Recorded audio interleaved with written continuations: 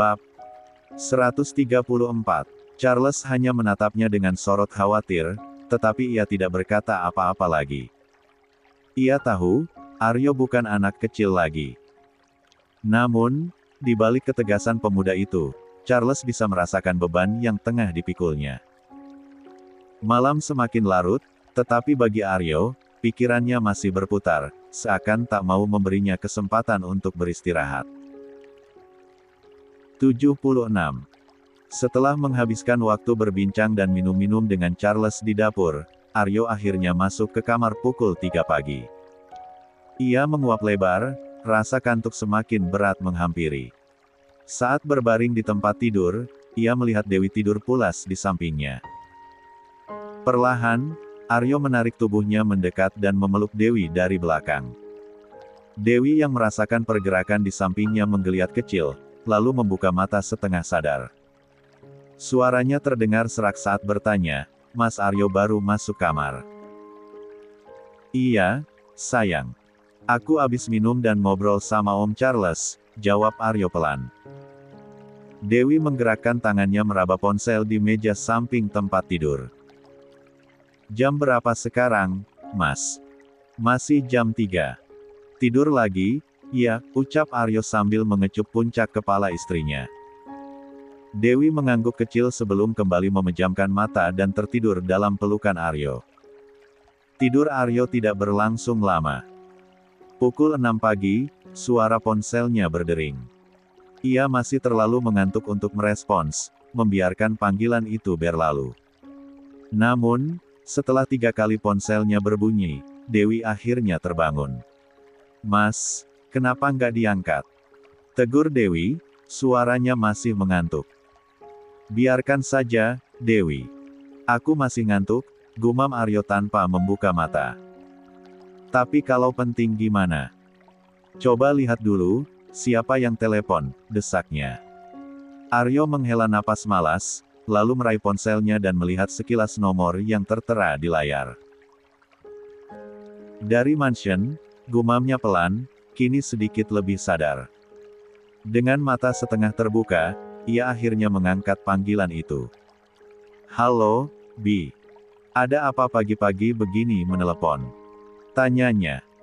Suara seorang pelayan terdengar di ujung sana, terdengar sedikit panik. "Maafkan saya, Tuan, kalau mengganggu istirahat Anda. Tapi ini penting.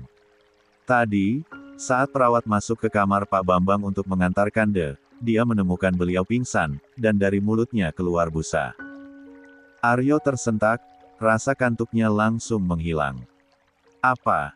Bagaimana bisa terjadi?" pekiknya sambil segera bangkit duduk. Dewi yang melihat reaksi suaminya ikut terkejut dan langsung ikut duduk. "Ditemukan botol obat tidur di samping tempat tidur beliau, Tuan. Mungkin, Pak Bambang overdosis obat," lanjut pelayan itu dengan suara gemetar. Aryo mengusap wajahnya, otaknya berusaha mencerna informasi ini secepat mungkin. "Lalu bagaimana kondisi Bapak sekarang?" tanyanya tegang. "Pak Bambang sudah dibawa ke rumah sakit oleh Joni, Tuan," jawab pelayan itu. Aryo mengangguk meskipun tidak terlihat oleh lawan bicaranya. "Baiklah, terima kasih, Bi. Aku akan menghubungi Joni," ucapnya sebelum menutup panggilan. Dewi menatap Aryo dengan cemas. "Mas, ada apa?"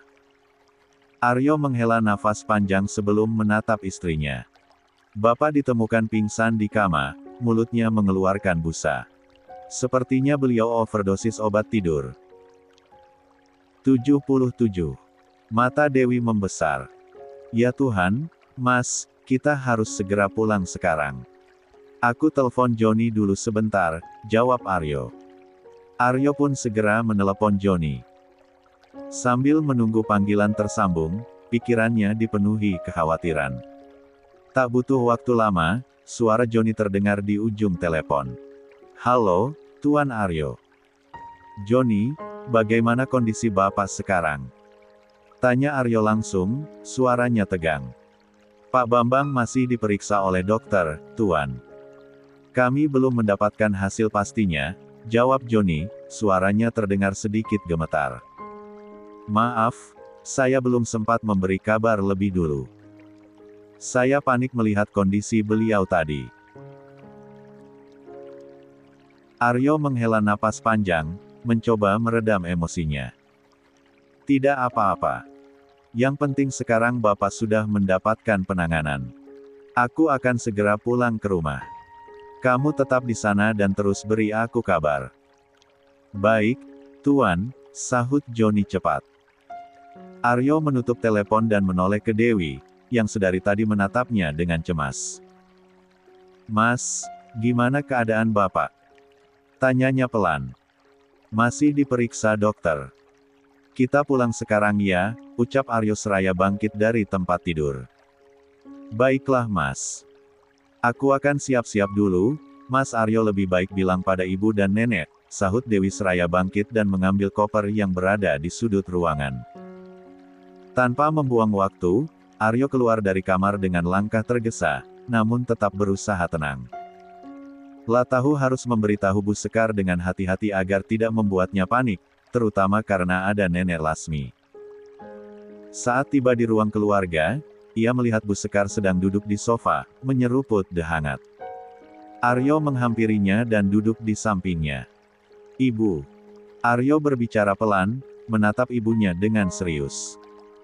Bu Sekar menoleh, melihat ekspresi anaknya yang tampak tegang. Ada apa, Aryo? Tanyanya heran. Aryo menarik napas dalam sebelum menjawab, tetap menjaga suaranya agar tidak terlalu keras.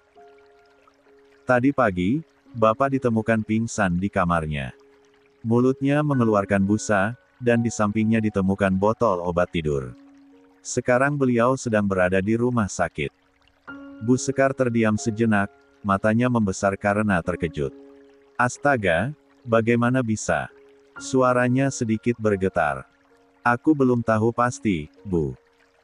Aku sedang menunggu kabar dari Joni. Tapi aku dan Dewi akan segera pulang sekarang, jelas Aryo. Bu Sekar mengangguk pelan, mencoba mencerna kabar itu. Baiklah, tapi hati-hati. Jangan beritahu nenek dulu soal kondisi bapakmu. Ibu takut, Nenek Lasmi terkejut mendengarnya. Iya, Bu. Aku juga berpikir begitu, kata Aryo. Ibu tenang saja di sini, nanti aku kabari lagi kalau sudah ada perkembangan. Bu Sekar menghela napas dan memegang tangan Aryo. Jaga dirimu baik-baik, nak. Semoga tidak terjadi hal yang buruk. Iya, Bu. Aryo menggenggam tangan ibunya sejenak sebelum berdiri. Aryo lalu menemui Nenek Lasmi dan 78. Berkata harus segera pulang ke mansion, karena ada masalah di perusahaan. Sementara itu, di dalam kamar, Dewi sedang sibuk beres-beres barang mereka. Ia memasukkan pakaian kotor yang kemarin dipakai ke dalam koper. Ketika Aryo kembali ke kamar, Dewi sudah hampir selesai. Kamu sudah memberitahu nenek Mas? Tanya Dewi. Aryo mengangguk. Sudah, tapi aku bilang kalau ada masalah di perusahaan biar nenek tidak syok. Tanpa menunggu lebih lama, mereka pun segera pulang ke mansion. Di sepanjang perjalanan, Aryo tampak gelisah. Tangannya beberapa kali menggenggam telapak tangan Dewi lebih erat dari biasanya, sementara pikirannya terus melayang pada kondisi Pak Bambang. Dewi yang duduk di sampingnya sesekali melirik Aryo dengan khawatir, namun memilih untuk diam agar tidak menambah beban pikirannya. Sesampainya di mansion, Aryo segera turun dari mobil tanpa banyak bicara. Ia hanya mengatakan kepada Nenek Lasmi bahwa ia harus pergi lagi untuk mengurus sesuatu yang penting, lalu langsung bergegas menuju rumah sakit. Setibanya di rumah sakit, Aryo berjalan cepat menuju ruang IGD, di mana Pak Bambang sedang dirawat. La melihat Joni berdiri di luar ruangan dengan wajah cemas. Joni, bagaimana kondisi Bapak sekarang? Tanya Aryo dengan suara serius begitu ia sampai di hadapan. Joni. Joni menghela napas panjang sebelum menjawab, dokter bilang Pak Bambang masih dalam kondisi kritis, Tuan. Beliau belum sadarkan diri. Aryo mengepalkan tangannya, rahangnya mengeras menahan emosi. Apa dokter sudah memastikan penyebabnya? Johnny mengangguk pelan. Sepertinya Bapak mengalami overdosis obat tidur, Tuan. Tapi dokter masih melakukan pemeriksaan lebih lanjut untuk memastikan apakah ada faktor lain yang menyebabkan kondisinya semakin parah. Aryo mengusap wajahnya dengan kasar. Sial, bagaimana ini bisa terjadi? Gumamnya. Johnny menunduk. Kami juga tidak tahu pasti, Tuan. Tapi menurut perawat, Pak Bambang sudah mulai sering mengonsumsi obat tidur sejak beberapa waktu lalu. Aryo terdiam. Kepalanya dipenuhi berbagai kemungdewi. Apakah ini benar-benar kecelakaan? Atau ada sesuatu yang lebih dari sekadar overdosis? Sambil menghela napas berat, ia berkata, "Aku mau bicara dengan dokter. Pastikan tidak ada orang luar yang masuk ke ruangan Bapak tanpa sepengetahuan kita." "Baik, Tuan," jawab Johnny cepat. Aryo lalu melangkah menuju ruang dokter dengan hati yang dipenuhi kegelisahan. Ada sesuatu yang mengganggunya, perasaan bahwa ini bukan sekadar insiden biasa. "Bagaimana kondisi Bapak saya, Dok?" tanyanya kepada dokter yang menangani Pak Bambang. Dokter di depannya menghela nafas panjang sebelum menjawab, keadaannya masih sangat kritis. Beliau 79. Terlambat dibawa ke rumah sakit, sehingga kondisinya sudah sangat lemah. Saat ini, kita hanya bisa berdoa. Aryo mengernyit, hatinya dipenuhi kebingungan dan ketakutan. "Dok, apakah benar Bapak saya keracunan obat tidur?" Dokter mengangguk dengan wajah serius. "Ya, pasien mengalami overdosis obat tidur." Belum sempat Aryo mencerna jawaban dokter, seorang perawat tiba-tiba datang tergesa-gesa. "Dokter, pasien mengalami kejang," serunya. Dokter segera bergegas menuju ruangan Pak Bambang. Aryo tanpa pikir panjang langsung mengikuti di belakangnya. Namun, saat dokter dan tim medis masuk ke dalam kamar, ia hanya bisa menunggu di luar dengan hati berdebar. Tak lama kemudian, Johnny, asisten pribadi ayahnya, datang mendekat. "Apa yang terjadi pada Bapak?" tanya Aryo cemas. "Tuan Bambang tiba-tiba mengalami kejang, Tuan," jawab Johnny pelan. Aryo semakin gelisah, kakinya terasa lemas. Waktu seolah berjalan begitu lambat hingga akhirnya pintu ruangan terbuka kembali. Dokter keluar dengan wajah tertunduk dan sorot mata penuh duka. "Maafkan saya, Tuan. Pasien tidak bisa diselamatkan," ucapnya lirih. Aryo terdiam, seluruh tubuhnya terasa kaku. Suara dokter seakan menggema di kepalanya, tetapi otaknya menolak menerima kenyataan. Bapaknya meninggal. Kata-kata itu begitu berat untuk dipahami. Tubuhnya melemah, dan nafasnya terasa sesak. Dunia seolah runtuh di hadapannya. Aryo berdiri mematung di tempatnya, seakan tak mampu mempercayai apa yang baru saja ia dengar. Matanya menatap kosong ke arah dokter yang masih berdiri di depannya dengan ekspresi penuh penyesalan. "Dok, maksud Anda, Bapak sudah tiada." Suara Aryo bergetar, sulit baginya menerima kenyataan ini. Dokter mengangguk pelan. "Kami sudah berusaha semaksimal mungkin, tetapi kondisinya terlalu lemah saat tiba di rumah sakit. Overdosis obat tidur membuat sistem pernapasannya terganggu, dan saat kejang tadi, jantungnya tidak mampu bertahan." Aryo merasa dunianya berputar. Tangannya mengepal kuat, rahangnya mengeras, tapi tubuhnya terasa lemas. Johnny yang melihat kondisi Aryo segera mendekat, mencoba menenangkan tuannya. "Tuan Aryo, saya turut berduka cita," ucap Johnny lirih. Aryo tidak segera menjawab. Napasnya memburu, dadanya terasa sesak. Ia mencoba mengendalikan emosinya, tetapi kenyataan bahwa ayahnya kini telah pergi selamanya menghantamnya tanpa ampun. Beberapa saat kemudian, Aryo menarik napas dalam dan berkata dengan suara rendah namun penuh ketegasan, "Aku ingin melihat Bapak."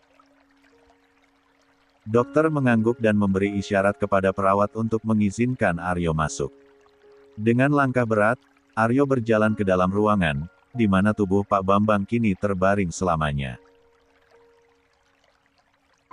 Air mata yang sejak tadi ia tahan akhirnya jatuh, mengalir perlahan di pipinya. Ia berdiri di samping tempat tidur, menatap wajah ayahnya yang kini tenang. "Bapak," suaranya hampir tak terdengar. Di dalam hatinya, Aryo merasa bersalah. Beberapa bulan ini hubungannya dengan bapaknya sempat renggang, semenjak Aryo mengetahui bapaknya punya anak dan istri di London. "Maafkan Aryo, Pak." 80. Aryo berdiri diam di samping tempat tidur, matanya menatap tajam ke wajah ayahnya yang kini tak bernyawa. Rasa duka, maral, dan curiga bercampur menjadi satu di dalam dadanya. Ia mengeratkan genggaman tangannya, berusaha mengendalikan emosinya. Johnny yang berdiri di belakang Aryo menatapnya dengan ragu, tetapi akhirnya memberanikan diri untuk bicara. "Tuan, apakah kita harus segera menghubungi keluarga yang lain?" Aryo menghela napas berat, mencoba berpikir jernih. "Iya, Johnny.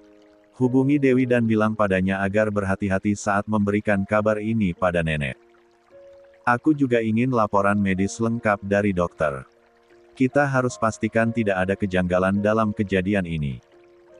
Johnny mengangguk patuh dan segera keluar untuk melaksanakan perintah Aryo. Sementara itu, Aryo masih berdiri di sana, pikirannya berkecamuk. "Bapak, bagaimana ini bisa terjadi? Apakah benar Bapak sengaja bunuh diri?" Tak lama kemudian, dokter kembali masuk dengan membawa berkas hasil pemeriksaan awal. "Tuan Aryo, ini hasil sementara dari tim medis kami. Memang benar, Tuan Bambang mengalami overdosis obat tidur, tetapi ada satu hal yang mencurigakan." Aryo menajamkan pandangannya. "Apa maksud Anda, Dok?" Dokter menyerahkan berkas tersebut kepada Aryo. "Kami menemukan kadar obat tidur dalam tubuhnya sangat tinggi. Namun diminum dalam waktu yang berbeda." Aryo merasakan bulu kuduknya berdiri. "Apa maksud Anda, Dok?" Dokter mengangguk pelan. "Saya tidak bisa memastikan tanpa penyelidikan lebih lanjut. Sebaiknya Anda bertanya pada perawat yang merawat Bapak Anda. Karena menurut keterangan yang diberikan oleh perawat Bapak Anda tadi, beliau terakhir minum obat tidur saat akan tidur di jam 10 malam. Namun, setelah saya cek tadi, Bapak Anda seharusnya meminum obat tidur itu di jam 2 pagi. Logikanya, kalau beliau sudah minum di jam 10, harusnya dia sudah tertidur di jam 2. Tidak mungkin beliau bangun dan kembali minum obat tidur lagi dalam jumlah yang banyak, sehingga menyebabkan overdosis." Aryo mengepalkan tinjunya. "Jadi, menurut Anda ini janggal?" tanya Aryo. Dokter itu pun menganggukkan kepalanya. "Kalau begitu, saya akan melakukan penyelidikan, Dok, terkait kematian bapak saya." "Terima kasih atas informasinya," ucap Aryo. Di dalam hati Aryo, kemarahan mulai membara. Jika benar ayahnya dibunuh, ia akan menemukan pelakunya dan memastikan orang itu membayar harga yang setimpal.